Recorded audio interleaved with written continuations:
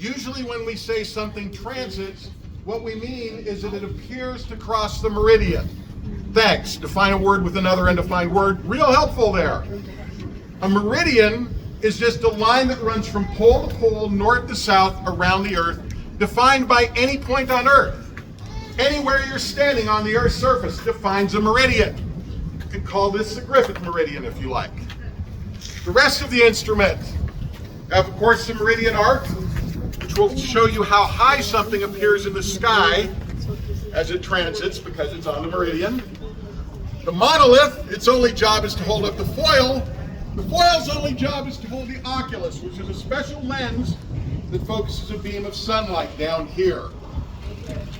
And as the sun transits, you'll see it cross this beam.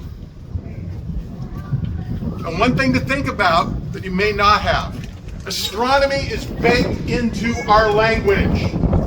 Anybody know a Latin word for before? Another one? Ante. Ante. How about a Latin word for after? Not Spanish, Latin.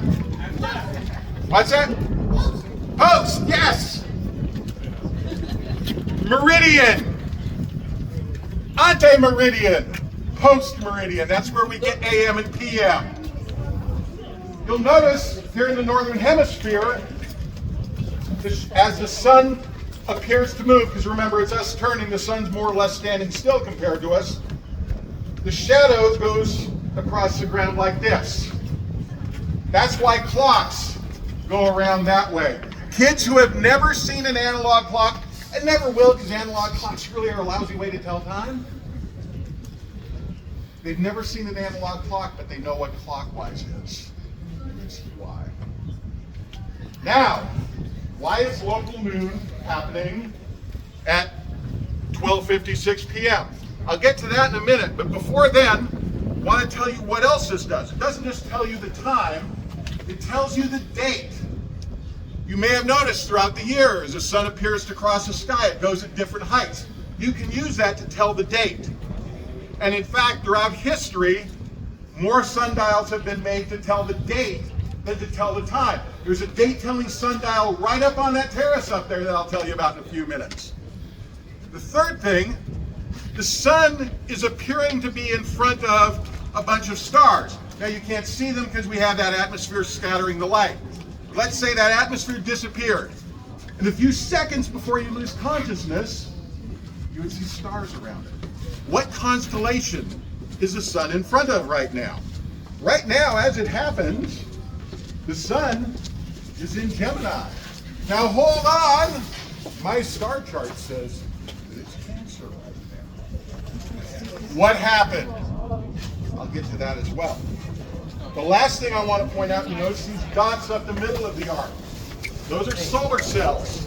Those send a current to our star chart that will light up the sun's current position against the background stars. Now that you're ready for all that, I'm going to shut up a minute and let it do its thing, and then I'll explain the what's and the whys of it.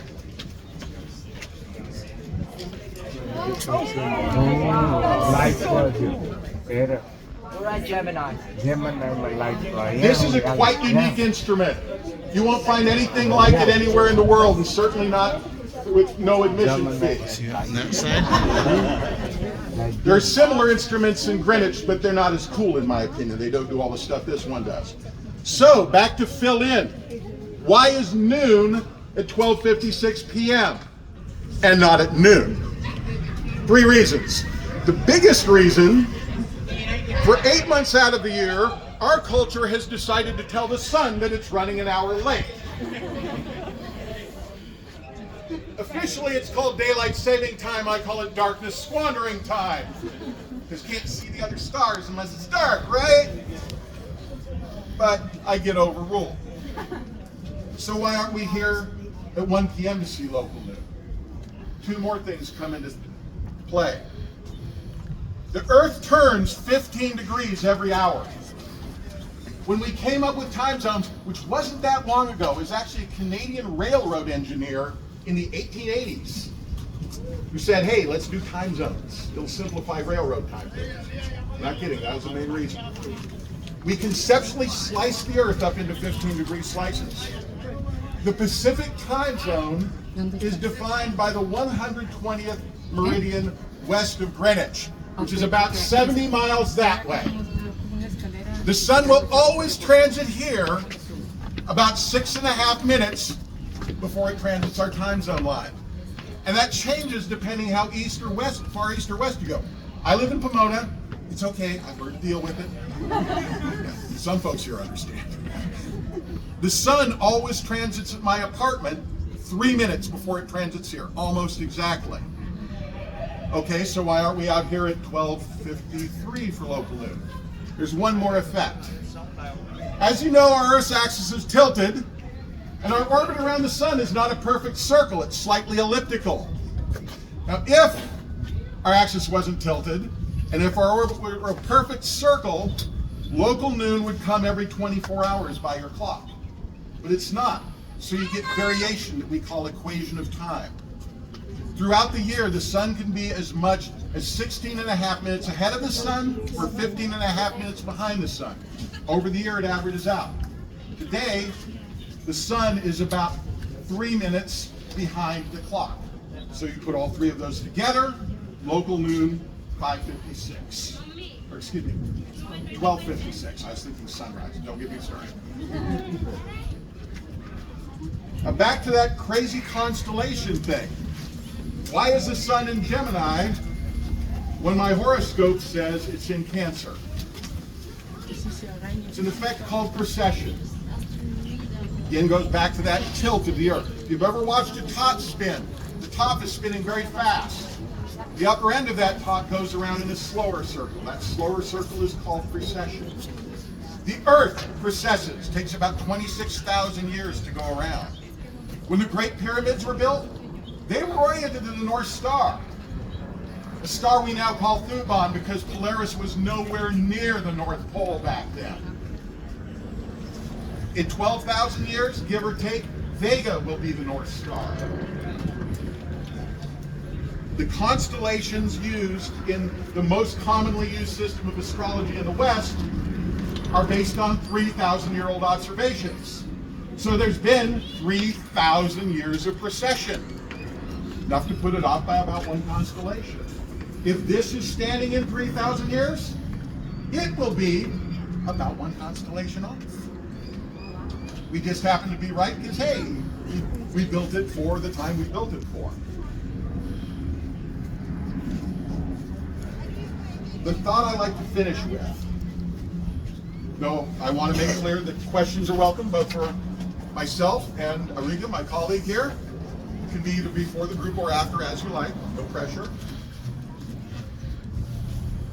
One way to tell the time and the date here. Bet most of you are carrying around another one with you.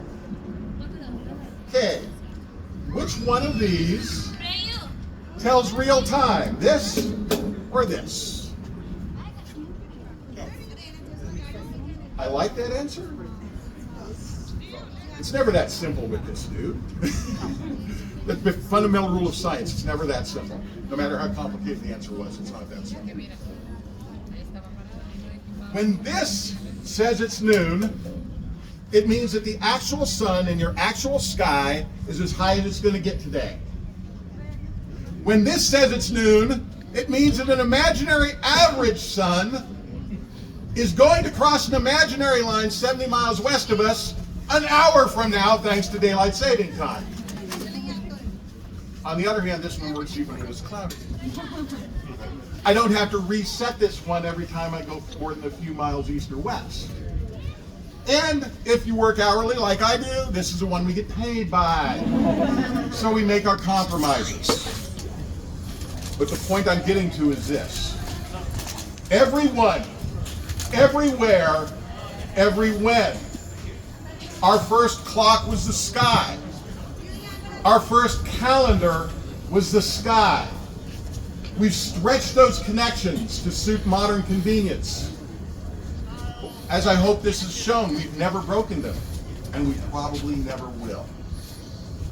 So enjoy your afternoon. Now that it is in fact afternoon here at the west end of Griffith Observatory, Questions are welcome. Otherwise, enjoy your day. Time for